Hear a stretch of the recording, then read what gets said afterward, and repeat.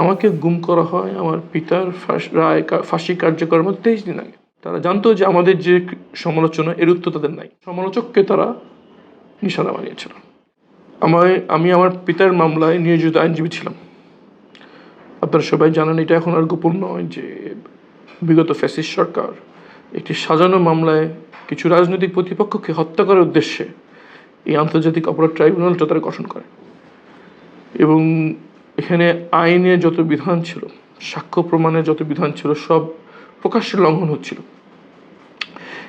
এবং এই যে আইনগুলো প্রতিনিয়ত লঙ্ঘন হচ্ছে, মানবাধিকার লঙ্ঘন হচ্ছে, এগুলো গণমাধ্যমে আসছিল না, কারণ গণমাধ্যমের উপর সেন্সরশিপ ছিল। একমাত্র সরকার যা প্রচার করতে চায় সেটাই শুধু প্রচারিত হচ্ছিল। আমরা বিশেষ করে এই মামলায় যারা নিয়োজিত আইনজীবী ছিলাম, আসামি পক্ষে ডিফেন্স লয়ার ছিলাম, আমরা ফিল করলাম যে সত্য মানুষের জানা উচিত। এবং আমি যেহেতু ইংলিশ মিডিয়ামে পড়াশোনা করেছি, আল্লাহ তৌফিক দিয়েছিলেন ইংলিশ মিডিয়ামে পড়াশোনা করার, আমি ইংরেজিতে প্রত্যেক শুনানির পর পোস্ট করতাম যে আজকে কোর্টে কী হলো। ফেসবুকে, টুইটারে, ব্লগে পোস্ট করতাম যে আজকে এই কাজ হলো, এই আইন বিধান এভাবে এটা লঙ্ঘিত হয়েছে। এটা করে আসছিলাম যেদিন থেকে মামলা আমি নিয়োজিত হই সেদিন থেকেই। এবং আমাকে গুম করা হয় আমার পিতার ফাঁসি কার্যকরের মধ্যে 23 দিন আগে। তখন এই আইনি বিষয়গুলো তুঙ্গে ছিল।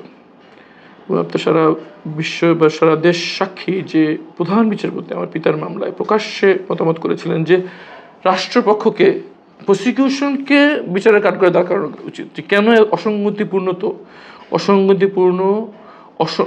অপূর্ণাঙ্গ ত্রুটিপূর্ণ অভিযোগ এবং তথ্য প্রমাণ নিয়ে একটা মামলা কীভাবে তারা পরিচালনা করে, যেগুলো আমরা তুলে ধরেছিলাম।